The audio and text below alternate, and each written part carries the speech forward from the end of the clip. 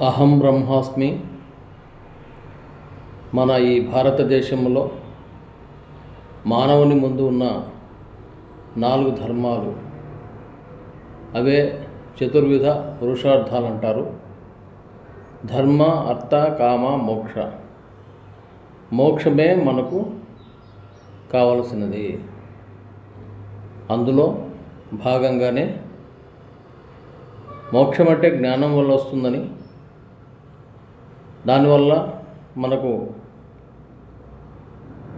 భుక్తి ముక్తి స్వరూపంగా ఉంటుందని ఇది తెలుసుకోవాలని చెప్పి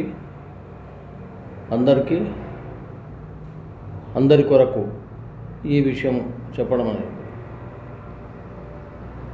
అహమస్మి పరశ్చాస్మి బ్రహ్మాస్మి ప్రభువస్మ్యహం సర్వలోక గురుశ్చాస్మి సర్వలోకేస్మి సోస్మ్యహం.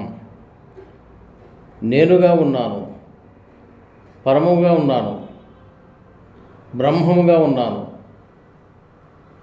ప్రభువుగా ఉన్నాను, సర్వలోకములకు గురువుగా ఉన్నాను, సర్వలోకములందు వర్తించుచున్నాను. ఈ జ్ఞానమే అందరూ తెలుసుకోవాల్సినది. అహం బ్రహ్మాస్మి.